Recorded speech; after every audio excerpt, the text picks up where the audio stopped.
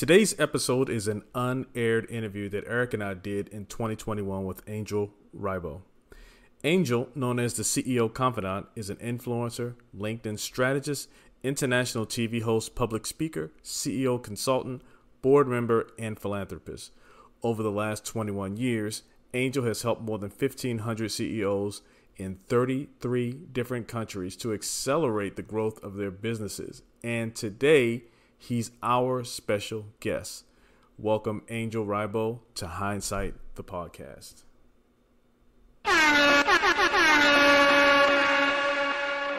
Hindsight is 2020, hindsight is key. To learn that, you don't need no type of degree. Learn from the past, see what the present gon' be. I'm a wise man, look at these blessings on me. Hindsight is 2020, hindsight is key. To learn that, you don't need no type of degree. Learn from the past, see what the present gon' be. I'm a wise man, look at these blessings on me. The Hindsight Podcast, hosted by Lee Jones, the one and only, my homie, bringing the past to the present and affecting the future for the better. Welcome to Hindsight, the podcast, today with Lee and Eric. We have a very special guest, Angel RIBO, on with us today. Angel RIBO is known as the CEO Confidant. He is an influencer, an international TV host, philanthropist, and public speaker. So welcome. Thank you. Thank you very much for having me, Lee and Eric. It's a pleasure to be here, and obviously thank you everybody who's listening to us today. Thank you. Hey, I'm just going to jump off really quick. Okay. You Please do. speak 5 languages. What languages do you speak? Okay, so I speak. Where I was born, it was close to Barcelona, so I speak Spanish. Then we speak another language there, which is called Catalan. That part of Spain is called Catalonia. Then very early on in the school, the only language that we could learn at that part of the world at that time was French. As soon as I started to learn French in school, my parents signed me up for English.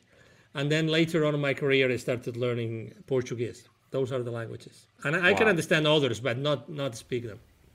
Oh, okay. Well, I can't understand or speak most other languages. I know when I was in high school, I took Latin, which was very dumb, as it's a dead language. But I did the same thing. Did you? Oh, absolutely. I forgot to include Latin. I should include Latin moving forward. It's gonna be my 6th.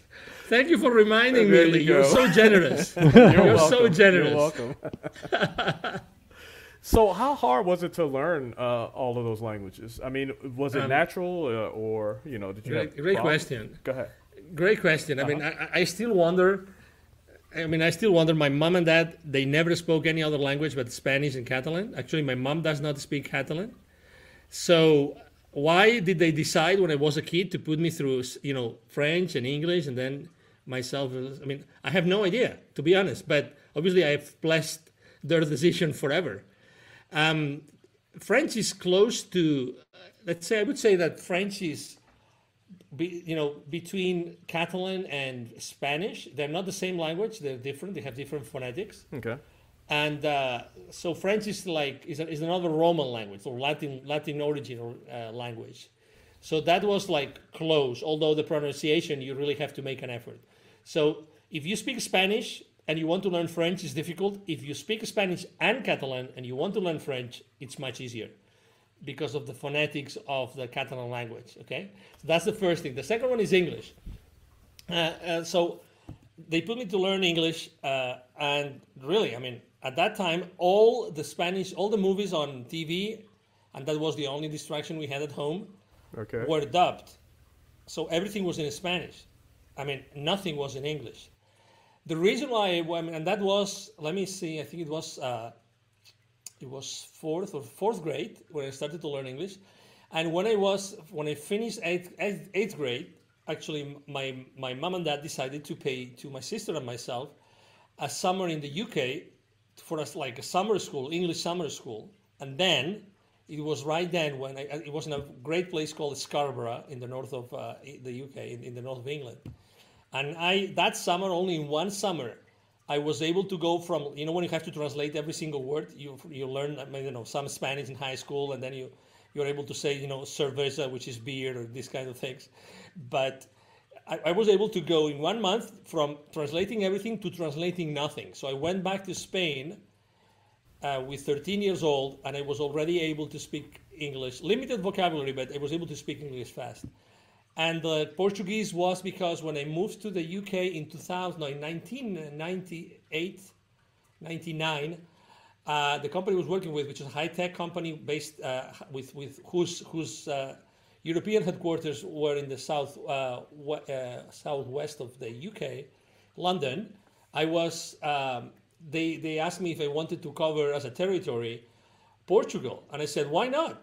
And then I said, okay, so I would like to learn some Portuguese. Would you pay me some lessons? And they said yes. So I started to make phone calls to Portugal and learning Portuguese at the same time. Then when I moved to Latin America later on in my career, I started to go to Brazil, consistently.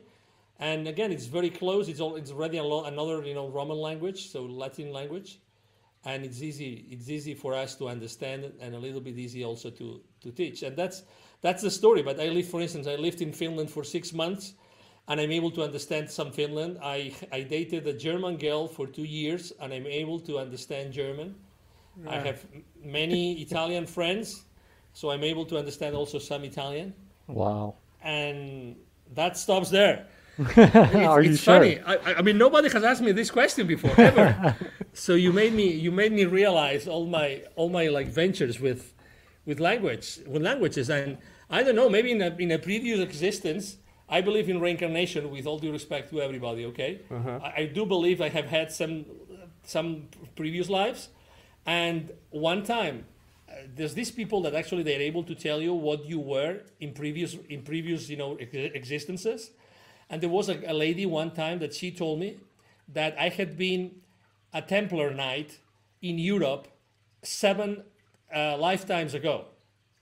So, and the Templars were the ones that were keeping the Catholic faith intact. They were preserving the Catholic faith. So the Templar knights, if you've never researched, the Templar knights were those faith-based, wholehearted defenders of the faith, of the Christian/Catholic Church in the Middle Ages. Apparently, I was one of them. So if that was the case, as someone told me one time, then maybe I was forced to learn a lot of languages early on in my existence in Europe. I don't know. It sounds like a good story. Yeah, that's incredible. Hey, one thing you touched on was how the TV and the stuff was dubbed in English, and I recall going to Puerto Rico, and I was actually deployed to Puerto Rico for a mission, but we had some downtime and we went to a movie theater, and we was like, I guess we're gonna have to read the dub of it, or read the clips, and it was in English, and I didn't really think that maybe that's just how it is, and is that common to like force the language or to help with the language, or totally. Still today, that's why there's so many people doing dubbing and making money out of it, which is good. But this is such a big mistake, right? Because if you want the population to learn other languages, I mean, you definitely have to provide them with a source, with a way to do it. Absolutely. So still today, if you go to Spain, all the mainstream televisions, they are all dubbing into Spanish or into Catalan or into Galician, which is another language that is spoken in another part of Spain. And so it's unfortunately a mistake. So I remember that with some friends, I would say only 5% at most of movie theaters, they offer original soundtrack. Only 5% of movie theaters. The rest, so not only TV, but also movie theaters, everything is dubbed. Everything. Unfortunate. Very unfortunate. Absolutely. Okay, so we established languages, and I'm absolutely positive that checkbox that you've been able, your mastery of learning languages so easily really helps and assists you in forwarding your career. So right now you're the CEO confidant Who were you before you became this person that you are today? Well, I was someone that was traveling a lot. I was, living already in the U.S. I had moved from 5 years before. I had moved from Latin America, where I lived for 10 years, and I was consistently like traveling all over the place. The U.S., Canada, and any country you can think of in Latin America. I was there, generating business or having business conversations or helping distribution channels or creating distribution channels, these kind of things. So I was working, and I was doing that because living first in Latin America and then in the U.S. But I was doing that working for 3 different companies. One was oil and gas, originally from Spain, and the other 2 were high-tech companies, U.S. originally, U.S. headquartered companies, high-tech companies. And I was all the time traveling. I mean, I remember one year I counted the number of flights I took, and I took like 200 and almost 30 flights one year. Spending tons of nights in hotels. Right. Unfortunately, leaving my family aside, unfortunately, and you guys that you have been deployed, you really understand what that means. Myself, obviously, only being probably, I would say, being 1-2 weeks gone, and then spending 1 or 2 days with the family, and then go back again to any country, and really loving it, and always spending a lot of time and having a lot of autonomy. I have to say, I've been really blessed with having supervisors, like bosses, that have allowed me to have a lot of creativity and create a lot of structures and systems, and allowing me to do a lot of things by myself in order to help and generate business. At the end of the day, I was as valuable as the revenue I was able to generate for them, right? As any other company. So that's who I was. That's really who I was. Yeah, that's great. So you had your mark in, the oil and gas, some U.S. headquarters companies. When did you have that realization that you wanted to be a CEO and an entrepreneur? Yeah, great question. So I've always been, when I explained the story of being a Templar Knight 7 lifetimes ago, you obviously, regardless of your beliefs, right? I mean, you obviously see that I am a pretty open-minded guy, right? So when I wasn't living in Latin America, and that happened for 10 years, I was always going, because of work, working with these high-tech companies or this oil and gas company, I was always going to those to deal with these CEOs, to close business with them. Mm-hmm. I was always talking to companies and doing consulting for them, providing them with solutions, different kinds of solutions. So I was always talking to the C-level executives of those corporations. Many of my clients were subsidiaries of US-based companies. So I would always meet with the general managers, the C-levels, the CEOs of those companies. And at the same time, as you probably have been in Latin America yourselves, at the same time, it's very difficult to go to Latin America and not to see someone in poverty. Even if you go to a resort in Cancun or in Puerto Vallarta or in Cabo, you will see that there might be some kid asking you for money in a traffic light, or when you park outside the place, maybe there's someone that says, I want to keep your car safe. Would you give me a few pesos, or would you buy some bottles of water or some candies from me?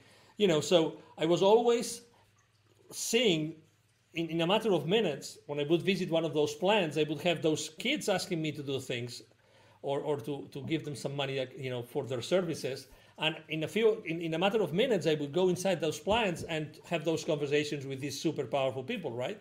So in 2007 and 2015, it was a Saturday morning, and it was March 21st in 2015. I was in that hotel in Mexico City, and I literally have something that I cannot describe in any other way but in a spiritual epiphany.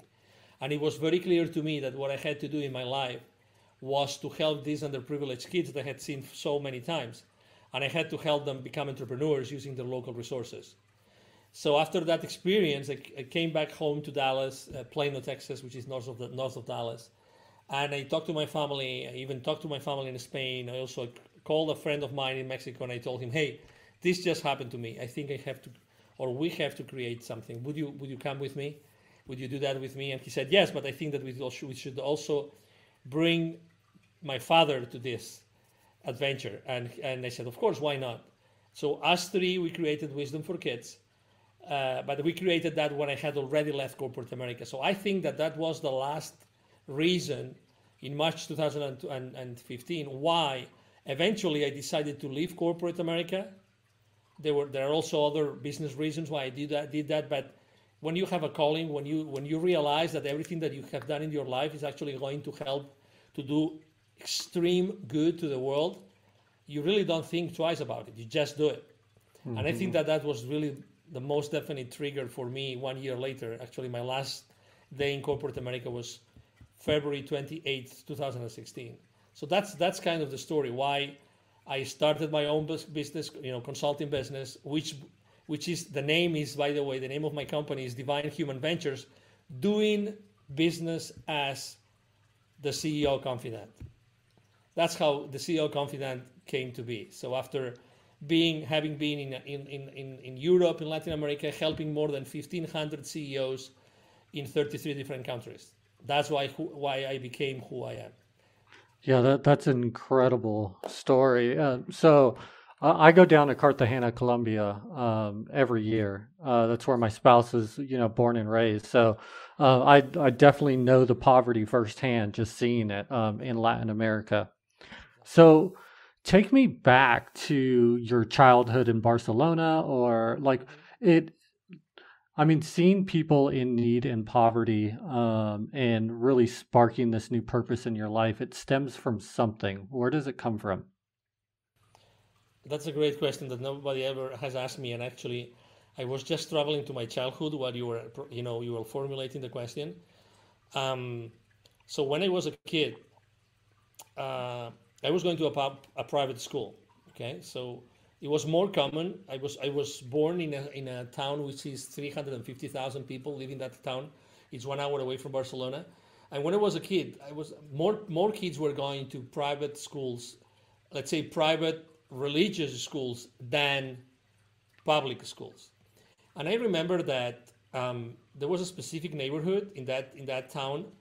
The name of the town, by the way, is Lerida, Lerida, which is similar to Merida, which is actually a very famous Mexican state and city.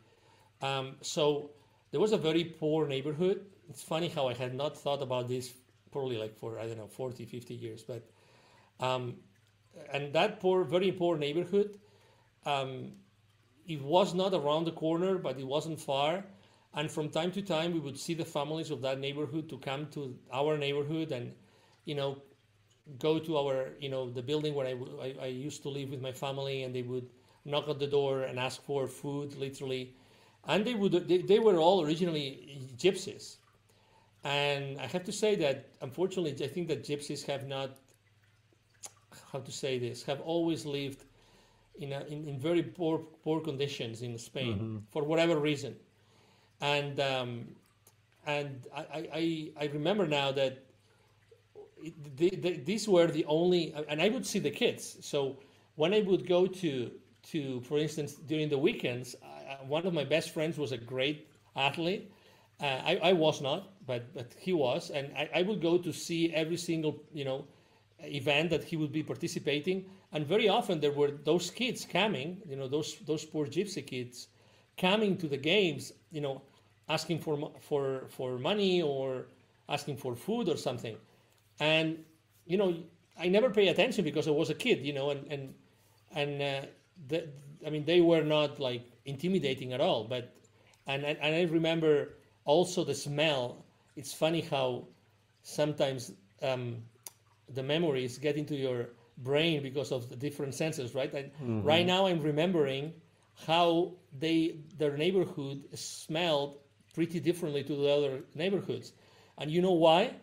Because if you have ever been on a poor neighborhood, you will know that these neighborhoods, they don't have really like let's say the ventilation systems inside the house are non-existent. Mm-hmm. So they typically cook in a kitchen, if they have kitchen, and the smoke doesn't really go naturally outside.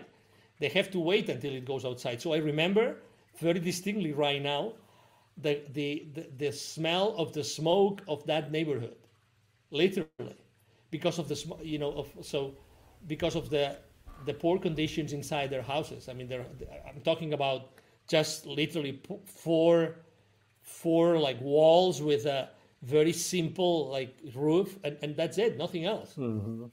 So it's funny how I had never thought about this, and probably that's the reason why I eventually, when I was exposed to so much poverty in Latin America, I eventually, was so sensitive about those kids and the families and the conditions that they were living at.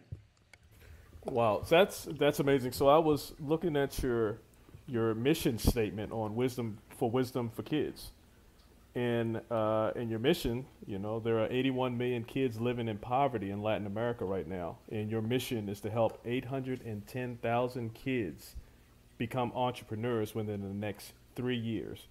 So how are you reaching your goals? Have you reached that pinnacle yet? Are you still working towards it? No, we have not reached that goal, and it's going to take us some time.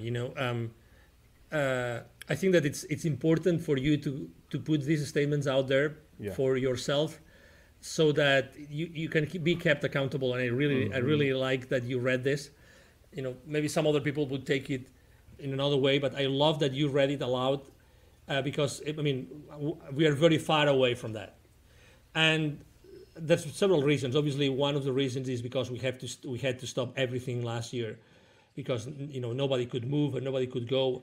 Right now, in the places where we have been in 5-6 different locations helping the kids, and we have helped only 1,000 kids and families. Only, maybe obviously above that, but not more than that, and we have not been able to see any of them again. The secret. Or the reasons why that has not happened is, I would say, number one, we piloted the workshop that we delivered to the kids for a couple of years. We literally had 2 PhD students in Mexico working on what could be the most impactful workshop that we could put in place, so that we could change consistently the lives of the kids as soon as we started to spend time with them. So that's one thing. So we underestimated the ramp-up period and how to make sure that our workshops would be really effective. Number two, obviously,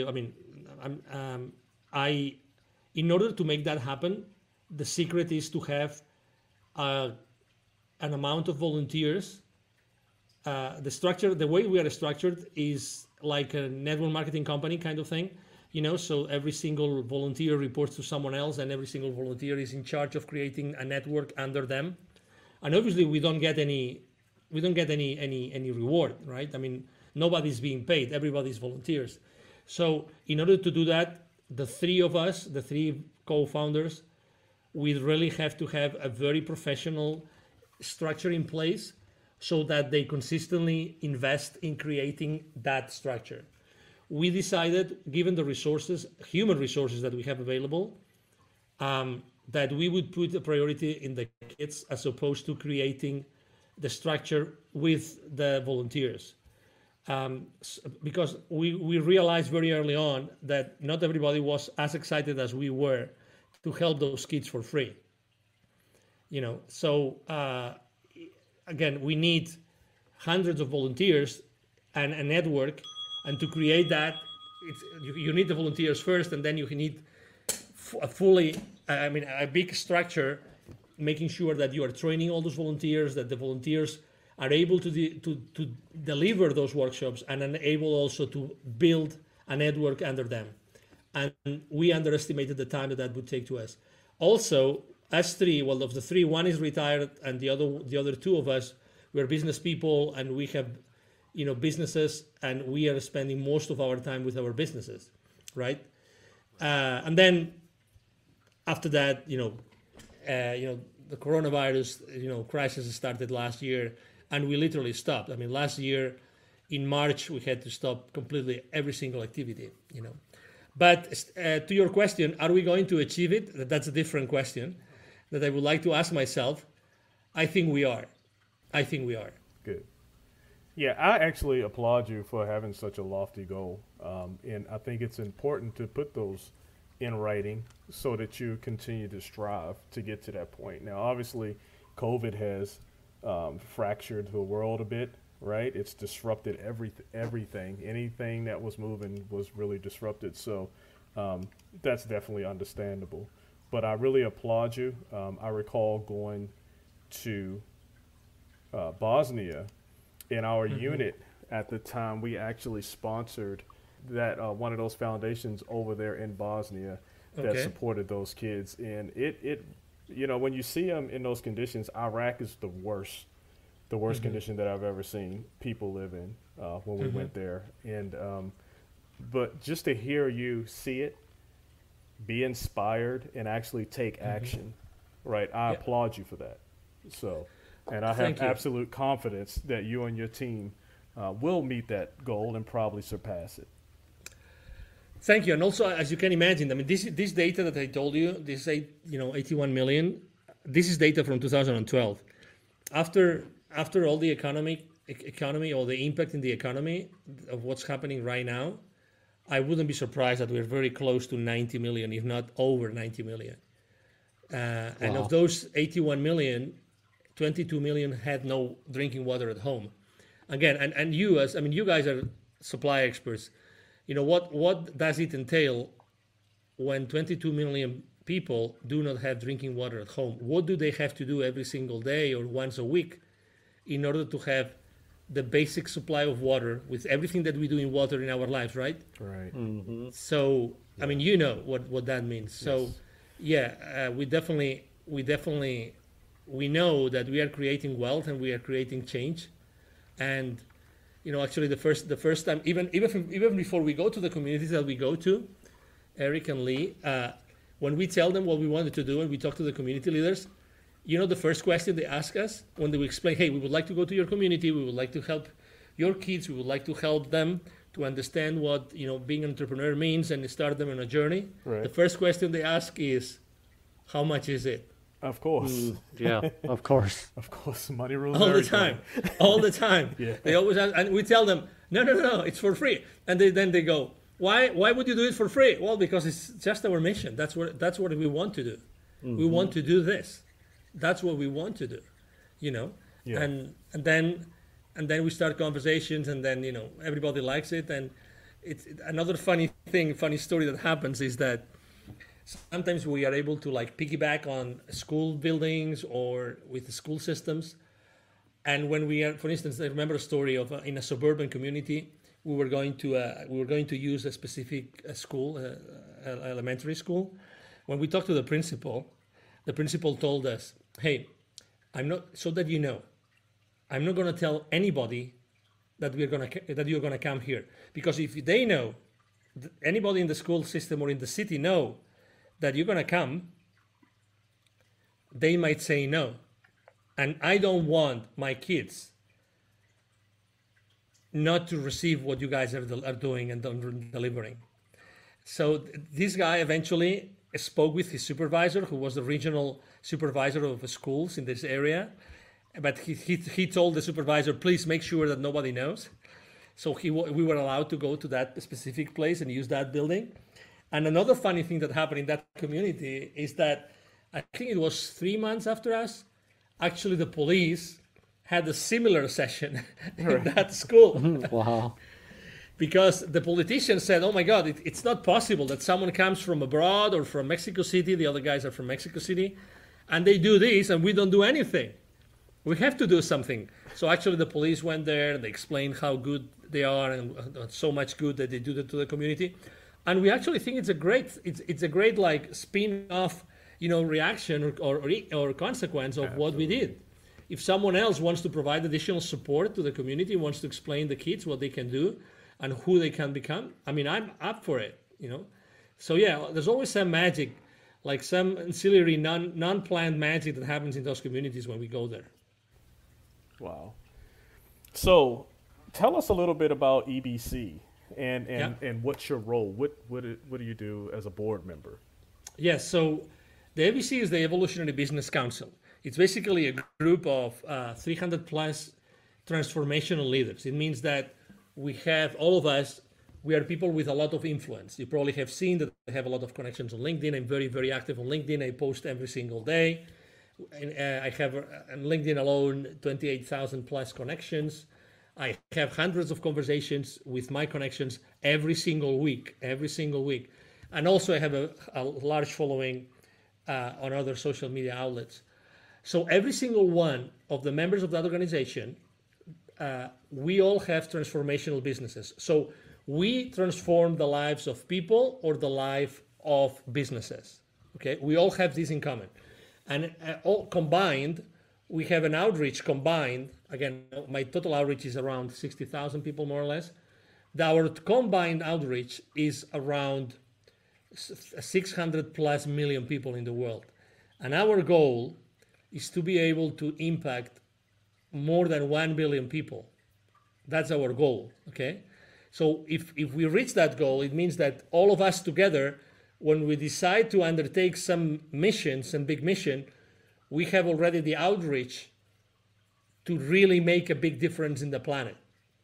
You know, there's this concept called critical mass. I'm sure, I mean, you've been in the military. I'm sure that you are familiar with this concept that you only need a certain amount of people in a particular area or community to instill change, to generate change, to create change, right? Mm-hmm. So when we go over one, I think it's the goal is 1.2 billion.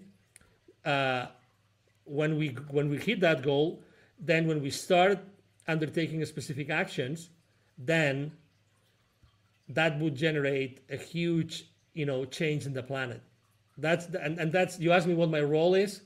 So I am one of the people in the EBC, in the Evolutionary Business Council, that has a stronger, not the largest, but one of the strongest business networks or business-to-business relationships as well. And also I am both part not only of, I'm European, so I have, obviously roots in Europe, and I have a lot of knowledge about the business in Europe and the business in the Americas. And I speak Spanish and I speak different languages. So all those things make me someone that I can really immediately try to have or use my influence positively to positively impact the world, if that makes sense. Yes, absolutely. Yeah, that makes total sense. I'm glad you put that at the end, though, because I was going to say you're influencing things positively, right? So you threw it in there, and I appreciate it. Oh, yeah. It can go both ways. Yeah, because, I also believe in that concept of karma, when you do things, Mm-hmm, definitely. When, I don't know, I mean, again, I think that life's too short to be with the wrong people. Yes. And to be doing the wrong things. So,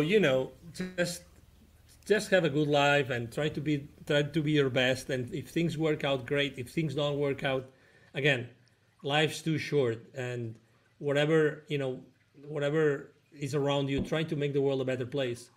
And that's what I'm trying to do every single day with my clients and the people I help, is making sure that they also make the world a better place.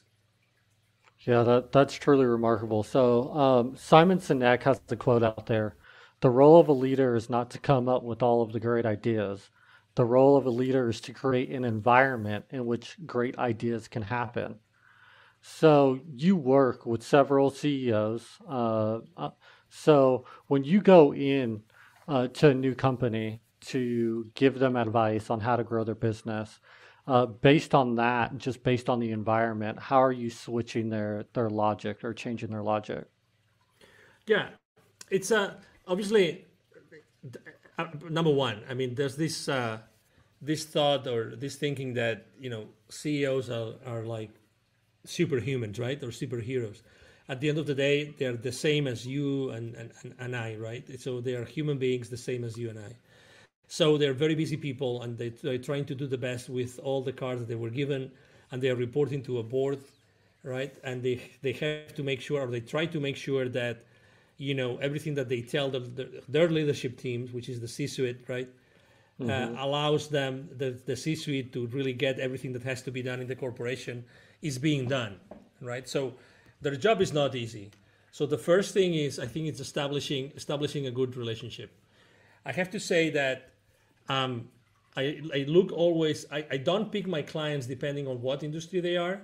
I always pick my clients taking three three different criteria in consideration. Number one, that they are people that really want to change themselves. Number two, that they are people that want to leave a legacy. And number three, they are people that they're leaders that want to make the world a better place. Okay, so that's the people I talk to. If you go online, you will see that my posts, I have a few business posts, obviously, because I want to talk about my business, but most of my posts are really very human, human oriented, about what's happening this week, what's happening tomorrow, what day is it tomorrow, who do we have to acknowledge, who do we have to praise, who do we have to support, this kind of things. So when people listen to me and come to me, they already know what I stand up for. So I have already done this groundwork, so they already know that I'm going to be having tough conversations with them about how to change their business and how to change their lives, right? So they already know that. They already know that that's going to happen. In order to reach that point, obviously, you have to start, and typically, we always start with the business conversation. I typically help them take their business global or develop a distribution channel or try to get appointments for specific accounts in a specific country, these kind of things. That's what I do. It's basically business development and marketing. It's what I call exposure, expansion and exposure. That's what I call. So we first have a conversation about why does it make sense to grow? How are we going to do it? What is my suggestion about how to grow their business? How are we going to do it? And then if it makes sense, we are a good fit, then we start working on that part of the business. I eventually become their trusted advisor or their confidant. That's why I use that term when I started my own business, the CEO confidant, only when we have already developed a good relationship, a business relationship, and there's already been results of my work with what we have done before. And then when we have already set that ground, things are much easier. Then they would listen to me. Then they would consider other things. And the fact also that I am a very open-minded, that I have been in so many countries and have been in touch with so many cultures, and you were explaining it very well. I was in Europe and I've never visited Bosnia. But Bosnia, as you know, was the stronghold was the center of the world for many years. And you've seen things in Europe and in Bosnia that I've never seen, right? And that makes you stronger. And that has given you an idea of the world, an idea of things happening in Bosnia, which was it was the mixture of so many cultures, so many things, so many conflicts going on, so many religions, right? I mean, it was complex, right? Absolutely. And you were there, right? So it's this mix of beliefs and religions and thoughts and cultures that make me, in this case, someone that has been obliged to understand and to adapt to so many things. And it's coming from my heart, it's coming from my humility, it's coming from my acceptance that I am able to have those tough conversations with the business leaders. Yeah, that's really remarkable. I think leading comes from a sense of vulnerability and putting that human aspect on it, right? We're all human beings, just like you said. So our podcast, our listeners are, typically transitioning within their careers. So they are either, getting out of the military, going into the civilian capacity, or just wanting to, really venture into a new career path. So what advice do you have for our listeners that are getting ready to start that new chapter? Yes, it's very clear to me. It's like, if you're listening to me now, I'm going to talk to you directly, okay? So you are infinitely powerful. What you have lived in your life is unique. Nobody else in the world, nobody else in these 7.6 billion people in the planet, nobody has had your experience. Nobody. And that puts you on a perfect place to serve people in a completely different way to anybody else. You, with your life, with everything, with all your experiences, with everything that you have done, and with this power that you have been treasuring inside of you, you really are able to keep on serving people and providing value to society. I would suggest you, and I'm going to use my favorite business mantra, which is take imperfect action now. Don't overthink it. The most important thing is that you start doing something that you really feel useful, and you really feel that you're adding value and you feel happy and you see happiness around you, and start doing it. Don't overthink it. Okay, don't overthink it. Don't try to find the perfect job, the perfect transition, the perfect venture. No, whatever you think it feels right, whatever you think it feels right, that is like uplifting your energy and empowering yourself and your awareness, just do it, just take it. And you will always have time to course correct. You will always have time to go somewhere else. And when you start your journey, have your eyes and your ears really open. So when new opportunities are going to be presented to you, you have the option and the choice to pick one of them. And that's what's supposed to be with our lives. You know, we are too hard on ourselves. All of us. There's not such thing as perfection. That doesn't exist.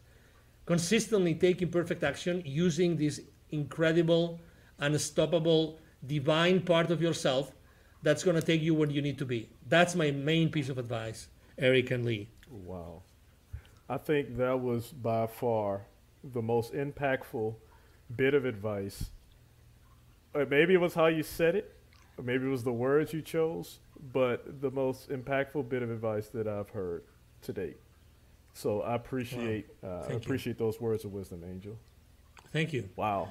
Yeah, that takes me back. So Lee and I, we both transitioned out of the Army, and we were going through a transition right at the same time, and not really knowing, how we wanted to capitalize on our career or what the next steps were. I wish I would have heard that, 4 or 5 years ago. Absolutely.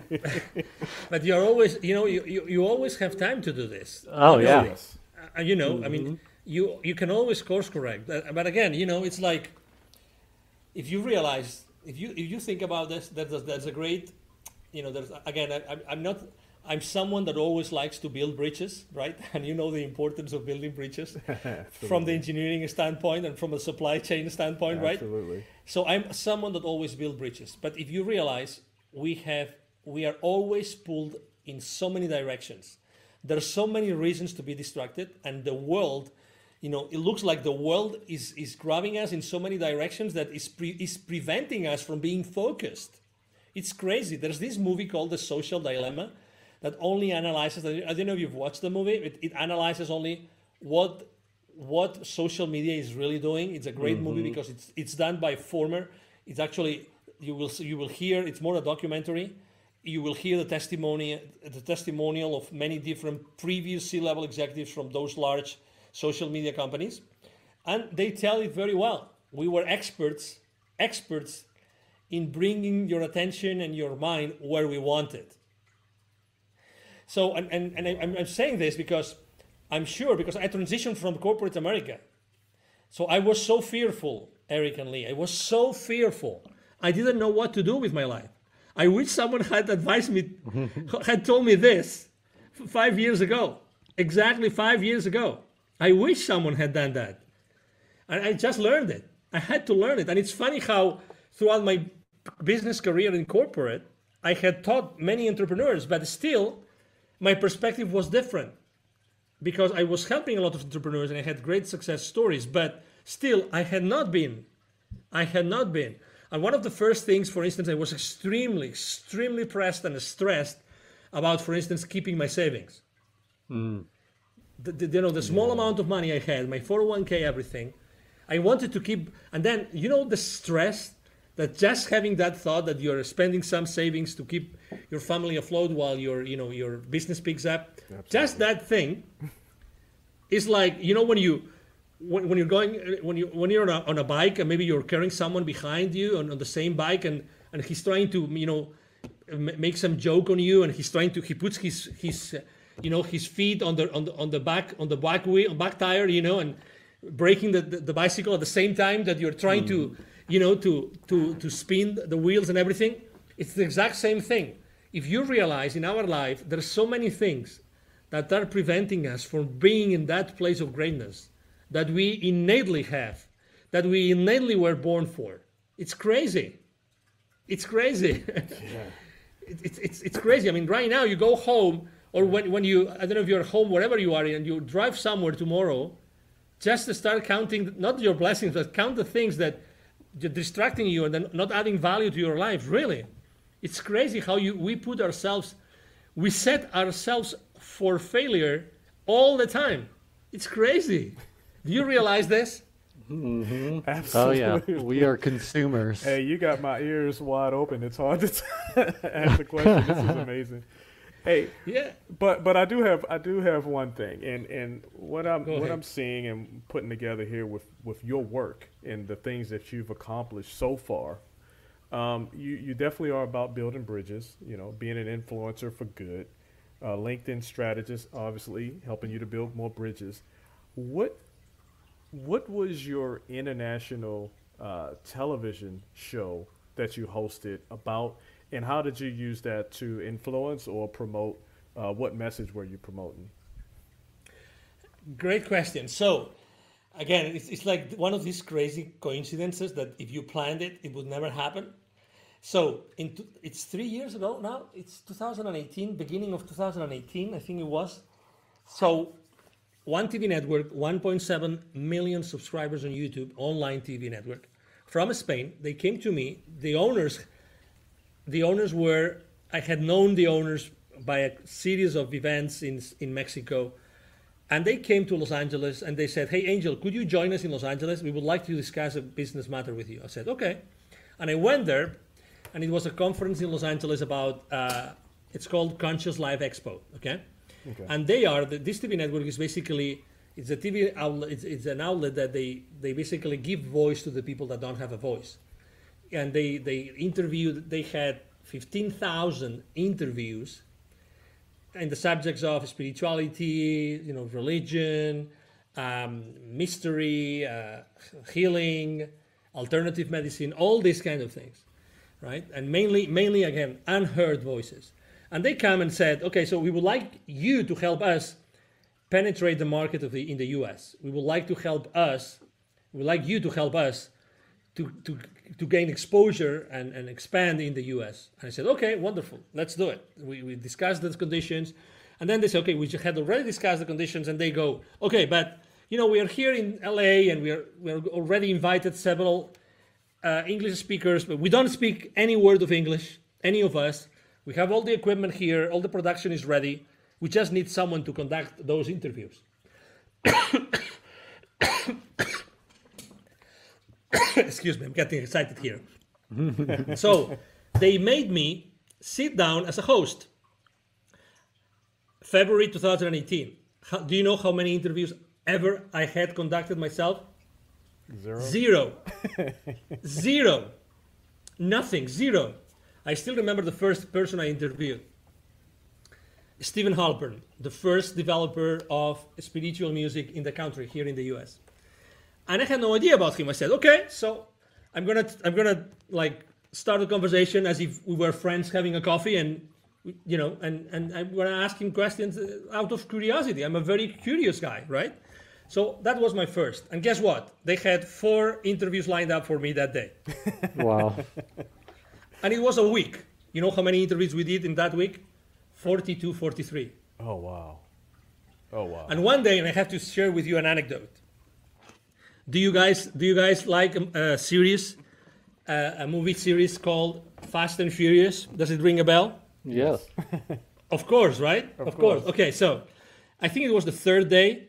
In the middle of the day, they suddenly said, oh, Angel, we have someone. It's a little bit special, but she's going to be sitting down here. You interview that person, and you can do it in English and Spanish. Right now, I don't remember if it was in English or in Spanish. I think it was in Spanish that I did it. But, you just have a conversation with her. You know who she was? Who? Michelle Rodriguez. You know who Michelle Rodriguez is? Absolutely. Yeah. Okay. So this gentleman that you're talking to today, I interviewed Michelle Rodriguez, and I had no idea who she was. No idea.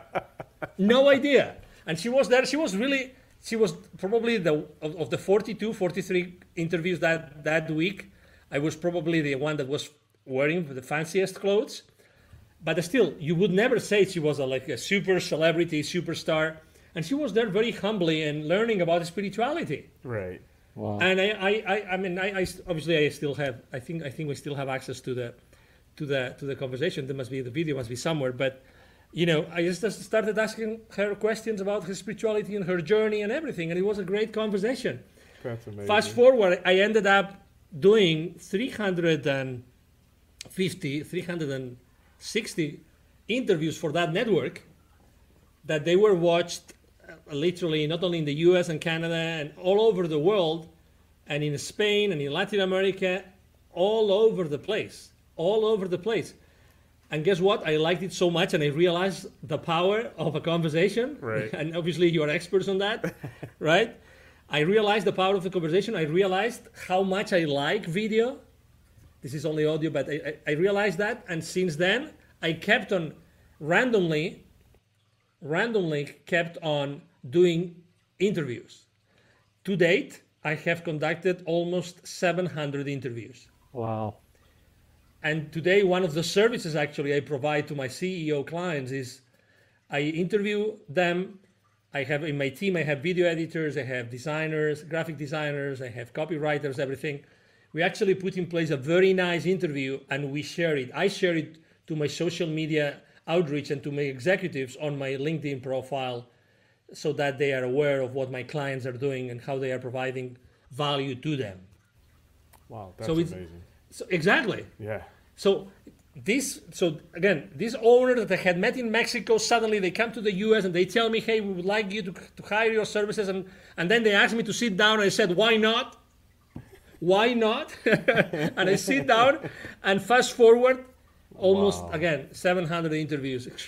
Again, that's why I said, you guys, everybody listening to us today, you don't know, you have no idea of what your talents and gifts that you already have and your experience, where they are going to take you. You have no idea, guys. No idea.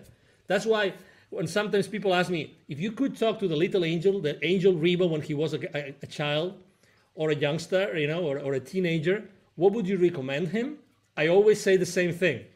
That's one of the few questions I always ask. I always answer the same way, which is, I would advise him to take more risks.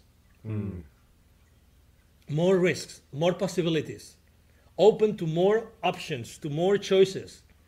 Instead of out of fear, out of discomfort, say no, no, no, no. Say yes. Obviously healthy and legal, right? Healthy and legal all the time. But say yes to risk. Risk risk has a connotation which is negative, but it's all positive. Doing something out of discomfort, it's a discomfort that comes from the comfort that we have artificially built around us. And you guys that have been in the military, you understand comfort and discomfort very well. Oh, yeah. Wow. Very well. So that's why I believe that we all have this incredible super potential inside of us. We're infinitely powerful, and we have to use this potential to do good in the world. Hey, Angel, this has been such an inspiring conversation, and I want to give you an opportunity to basically, since I know you have interview skills, right, to sit in our shoes. And if you were us, what would you ask yourself right now? Oh my God, that's a good question. Come on, give me a break. No, just kidding. Yeah. What question would I ask myself? Well, maybe the question that nobody has ever asked, even myself. What should be the risks that you should be taking right now? Nobody has asked me that. What should be the risks that I should be taking right now? So, do I have to answer the question? Absolutely. No. Oh my God. So, probably, regardless of the, one which is very clear to me is regardless of the, the transportation challenges and the, the restrictions in traveling, just go to Latin America massively. Like, even if I have to drive, literally, because as you know, the restrictions when you drive are different. It's funny, but if you go to Mexico, by plane, there's certain restrictions in place. But if you drive to Mexico, the restrictions are completely different. It's so funny. So just be more bold and more risky. And probably one of them would be go back to those communities and be completely focused on retraining, rethinking about how our expansion is going to work, how our expansion is going to be structured in the future, so that knowing that it's more difficult to reach specific communities right now, even though knowing that, how can we still be successful, and how can we overcome the objection of potential future volunteers saying we don't want to do this because we don't want to risk our health, which is a genuine objection right now. How can we overcome that consistently? That would definitely be the boldest risk I should be taking right now. Right. Yeah, that's incredible. And Angel, before we wrap up, I want to get really kind of personal. So you've defined what your purpose is. You know what your legacy is going to be, and as you continue to embark on your legacy. If I were to ask your wife, so you have a family, how would they measure your success? Wow, that's a great question. It depends on who in the family, probably. I have to say that I am a very uncommon dad. So in the sense that, for instance, my 12-year-old, his table is in my office next to me, and he listens to all my podcast interviews. He listens to all my business calls. He listens to everything that I do. One of my kids, the other one is a girl, and she has a different way of seeing life, which is okay. Mm-hmm. And my wife has a full-time job as well. But she's working for someone else. She's not an entrepreneur like me. So probably they would define success. Probably my wife, economically speaking, probably. Mm-hmm. My daughter, I'm not sure if she would be. If she's 11, I'm not sure if she would be able to do that. Maybe she would answer something like, "How many more years of cheer would you pay me?" Because she loves cheer and she practices cheer and she's good at it. And how many vacations you would be able to take me to in the next 5 years, right? My 12-year-old would say probably how many business people you are able to help, and or how many kids in Latin America you would be able to help. When he was 10 years old or 9 years old, he actually came with Latin America, my 12-year-old today. He came with me. So he really understands that, and he was crying like a baby when he got to the places where we go. And you probably understand that, right? I mean, our kids, our children, unfortunately, I don't know if you guys have kids, but if we took our kids to those places, you know that those kids wouldn't be comfortable and they would be fearful immediately. Yeah, absolutely. You know that. And he has a big heart. And then my other kid, who's a 20-year-old, and he lives with his girlfriend, and he already has a kid, and he would say, "If you are there for me when I need it, that's it." Because he's a very independent kind of, he sees the world differently. He chose to work as opposed to going to college, and he sees the world in a different way, and I totally respect that, because I think that our role as parents is to make sure that we support our kids when they need it, but not to control them. Mm-hmm. And I think that he would say that, whenever I need you, Dad, I would like you to be there to love me and to support me whenever it's needed. Did I answer your question? Yeah, you did. That's truly remarkable. I think, family is definitely everything, and they're on their journey with you, whatever it is. Yeah. And they should be a part of it, right? Absolutely. And sitting right next to you during that journey. Mm-hmm. But so Angel, you are the CEO Confident. You are an influencer, international TV host. But I think overall today we got to see the human aspect in you, and knowing that humans can do great things. live their lives with purpose and set forth that legacy. So it's really been an honor talking to you today. You're motivational, inspiring. So if our listeners want to reach out to you, how can they find you? Thank you. It's easy to find me online, but I'm going to share my direct email address, which is Angel, like my name, ANGEL, at angelribo.com. Ribo is my last name. It's 4 letters, R-I-B as in boy, O. So if you send me an email to angel@angelribo.com, that's the easiest way to reach out to me. And if you want to know, what I stand for, it's very easy. Go to LinkedIn, go to Instagram, Facebook, Twitter, every single day, and you will see my posts, our posts, and you will see by yourself, how I really like to connect with people coming from a very, very human position and human place. That's incredible. That is incredible. And Lee? Yes, sir. Hey, you want to close this out?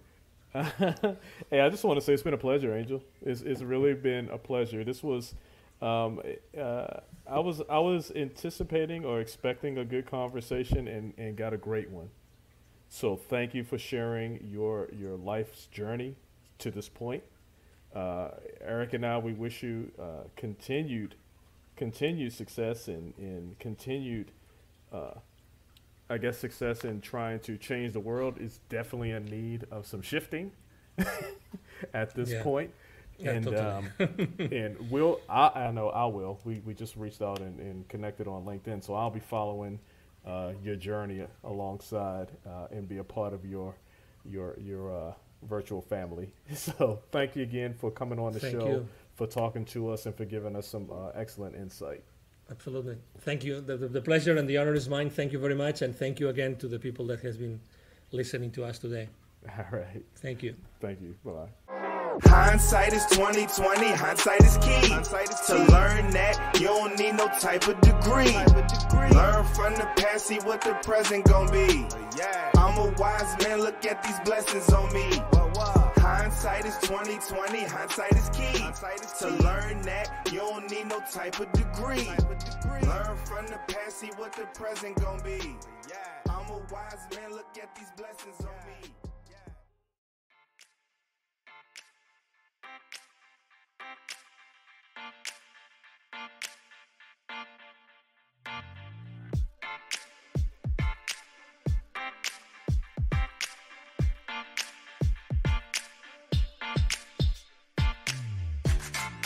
Thanks for listening to Hindsight the Podcast. I hope you're getting something from this episode.